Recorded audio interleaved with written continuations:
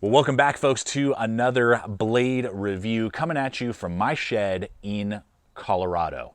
That's right. We've been traveling the country for almost 14 months in the RV, gone from coast to coast, border to border, and loved every minute of it. But it was time for us to get some stability for a little while as the kids begin to start school. And so we made it back home.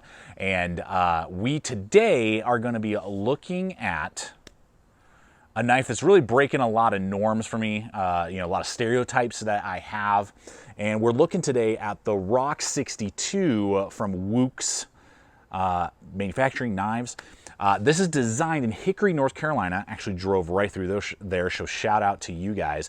But it's produced and made in Italy. So this is an Italian-made knife designed here in America by the Manelli, I believe, group that's been manufacturing stuff since 1937. I believe they're well known for actually making firearm stocks, like custom, really high-end wood stocks for rifles and things like that. And this knife is kind of from the brainchild of the Woox brand under their umbrella. And so what sets us apart right out of the gate is that when we look at the specs, when we look at the lines, it just looks like an Italian sharpened pry bar, right? I mean, it's just like, yeah, it's kind of like compact, pudgy, thick blade. It's not going to be super ergonomic. It's not going to really cut super well. It's basically for like splitting some wood and stabbing stuff, right? Far from it. This really, it's surprising and kind of blew my mind on some of the aspects, but also some of the capability that I saw with all of my testing. And right out of the gate, it's really how compact it is, but it's beefy. This spine is 0.2 maximum thickness right back here and doesn't really taper all the way down until very close to the tip, giving you a very strong swedged tip there. I mean, this thing can stab and pierce extremely well, and it goes all the way through to that exposed tang out the back there, coming in at 8 ounces, 8.1 ounces for the tool itself, with a high saber grind. So that's all good with Sleipner steel. So Sleipner steel, if you're unfamiliar with, it's in the family of D2, but more rust resistant as well as tougher and holds its edge a little bit longer. This one has a Rockwell of like 60 to 62, and it's not brittle from all of my experience because I freaking thumped on this thing. And what I found was, even though, of course, we expect it to be able to hold up to all that tough stuff, right? Pounding on it. I'm slamming through wood. I'm splitting it in half, and I'm doing all these chops and chunks, out of the wood, and the edge is holding up really well, and the toughness and lateral strength is totally there. And we would expect that with a 0.2-inch, thick blade. But the fine carving was insane. The edge geometry on this thing was very surprising. I was like, okay, let's do some feather sticks. And I was like, what? Man, the carving with this is excellent. I was very happy with the more fine work of bushcraft and those type of activities, making a spear, making the tip of a tent peg that broke, as well as just making some fuzz sticks for a fireman. It is very easy to do with this tool. So you're getting the strength of a sabered 0.2 thick blade, but you're getting the fine cutting capability of a thinner tool usually, even with paracord, straps, rubber, that type of stuff. I was very pleased with how they've grounded in. So very excellent out of the box edge geometry. You're not gonna have to spend hours trying to reprofile this to make it somewhat usable. It is very usable on the finer stuff, but got all that beef and girth for heavier tasks than you may expect for such a compact tool, coming in at 4.5 inches overall with a 4.25 actual cutting edge. But you can also get them satin as well as with this flat black coating. And customization and options is another cool attribute to the Rock 62 model that we're gonna start to see as we bleed into the handle. Is really going against the grain as well and just really exceeding my expectations, because on paper I was like, I mean, it'll be okay, I guess, but we got cut-ins and jimp and just a lot going on here, and that's not the case, and I'm gonna explain why. First off, there's a lot of customization levels that you can go with as well, and just kind of the idea with this tool. Now, this is the lacquered smooth walnut handle version. There are 4 different types of versions you can go with, from this lacquered smooth handle version to wood that I believe has all sorts of traction cutouts in it, as well as micarta with some really nice, unique traction patterns. And over on their site, you can pick them up from as low as $60 up to $150, depending on the type of material and the type of texturing that you're going with. So if there's a particular model, let's say you go with the more heavy traction, then over time you want something that's a little bit more of aesthetic piece like this, then you could do that and swap. Or if you got this and over time you're like, I want a little bit more heavy duty traction, you can get one of the micarta versions for like 60 bucks. So very cool combination in that way. But then what really sets this apart is with so many smaller knives right now that I'm seeing as a trend is that the handles tend to be very narrow, particularly around the neck, and just thin and small, which yes, it cuts down on weight, and yes, it makes a more small footprint, but the ergonomics usually suffer, particularly for us that have like large to extra large size hands. This guy has a 0.9 maximum thickness right here, and then it slowly tapers on the back, and it slowly tapers around the neck, but the neck is nice and full and large, unlike some other knives that we've recently tested and reviewed here on the channel that the neck was so narrow and so small. This feels full and really good in hand. And what I noticed is with this nice contouring and this finger cut in right here that sometimes causes hot spots, gets in the way, it actually felt a lot like a pistol, like a firearm. And this brand is known for making firearm accessories, stocks and things like that. And so I actually, if you own a sidearm, this will actually feel very natural in that hammer grip feel and just feel so good, warm to the touch. And I was a little concerned with this particular model of like low traction. And yes, though it is slick, there is a super nice cut in, and then with the not micarta in this case, wood, but you could get micarta versions. The wood handles going down like that, and then having a slight milling on the sides.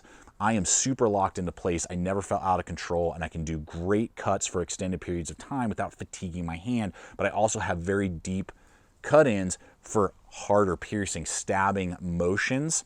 And I was very happy with that all over the place. And really the only area that I noticed a little bit is with the jimp on the spine. Though it's not as sharp as some fixed blades out there, say like some of Top's, jimp in the past. It is on the more aggressive side of jimping. Like you're gonna feel it. If you put your thumb right there, you're gonna know that it's there, it's grabbing and, feeling good, but it's sharp. It's aggressive in the feel. Now, obviously, if you just go hammer grip, you'll never even touch it. Some of you will like that, some of you won't. But that's something I wanted to touch on, is that the jimp is there, and it is definitely on the more aggressive side of things, but all the rest of it really works well, feels really good, and it's nice to see that change, kind of bucking the trend of giving us a bigger, fuller, a larger handle, even though it's a compact blade, to accelerate and make the ergonomics of the tool more enjoyable for longer use. All right, so sticking with that vein of customization, you can customize the sheath. Now, standard, every handle model that you go with in different version is gonna come with this Italian-made leather sheath. So it's got their cool logo, it says strong, natural leather on there, very thick, good loop over, it's not big and bulky, it's nice and slim. You've got a good button snap right here that seems to move enough out of the way. I've never nicked it. And it's very, again, thick. It's not like a little thin, flimsy leather. The button is really nice and secure. You get a drainage hole. So, I mean, that's a really well-built sheath. The ride is pretty good. It's not going to ride too high up into your ribs or anything like that. But this belt loop is really small. In fact, this is my 3.75-inch thick belt that I use a lot. That sucker doesn't even fit in there. So you're going to have to go with about 1.5 inches or smaller. I mean, I got it is not wanting to go, and it's wanting to crush the belt. So you're basically, in my opinion, better suited, if you are going to go with this model, get some sort of dangle option.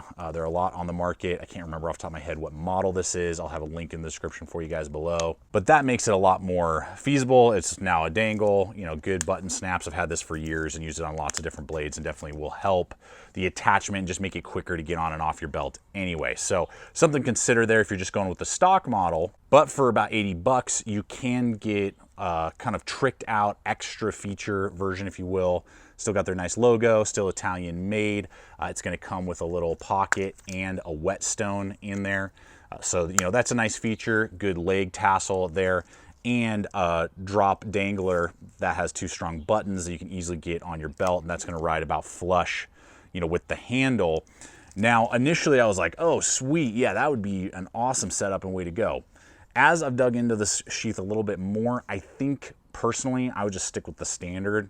Here's why. The leather seems to be a little bit thinner overall, particularly on the back panel here.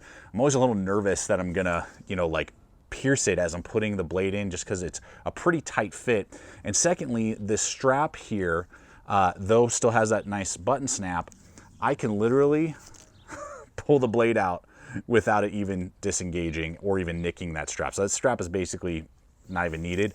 The retention is pretty decent, but you can see here, I really gotta work it in there, and I'm concerned that I'm gonna pierce the back end of that leather just because of how snug and tight that is, whereas the other one, more rounded, molded, just seems to be an easier fit, seems to just work a little bit better. And so, though this is an option, I would actually stick with the original. So let's go ahead and hit pricing as well as a few competitive options for you to consider. Now, the pricing is kind of all over the place because there's so many options that are available with the Rock 62. It can go for as low as about $160 all the way up to $250, depending on if you get coated, uncoated, you get walnut, you get micarta, traction, non-traction. So there's just so much variety there. It'll just depend on what type of version you want to go with. So there's a lot of variety for you to choose from, and the pricing will reflect that. Now, I'll have a bunch of links for you guys over to Blade HQ, Amazon, as well as all of our distributors, so you can go take a look not only at this model, but the other models I'm about to run in for you. Woox did send this over to me to be able to test out and give you guys my pros and cons so that you can make a wise choice. Is this the right tool for you? And if so, maybe what type of version, sheaths, options, and what type of handle option might make the most sense for you. The one that's in the same family that I wanted to run in, and again, highlighting the handle benefit, is the BK18. So the Becker like tweener size is definitely in that arena. The 18 is very similar. USA made 1095 and will come with polymer handles. So you really got to like spend some extra money there. It's about $100 for this one. So you're really in like 140, 150 when you get micarta. The 1095, though good, Sleipner is going to be significantly better on edge retention and toughness from what I've seen. And the difference is really around just the whole handle, but especially that neck.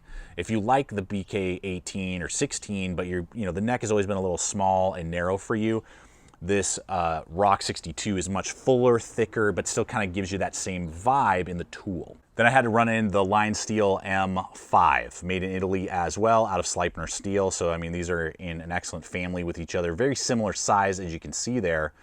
But you're just going to notice that the Rock 62 is kind of more like the Lambo Raging Bull, aggressive, bigger, thicker, beefier on the handle and on the blade than on the M5, which is a little bit more refined and more Ferrari-esque. The M5 has a rounded spine. The Rock 62 has that sharp spine to throw sparks. The bigger, thicker, just kind of more aggressive lines of the Rock 62 over the kind of more subdued tones of the M5, and they're going to run right around the same price, starting at about 150 to 160 on the M5, and then again 160 starting on the Rock 62.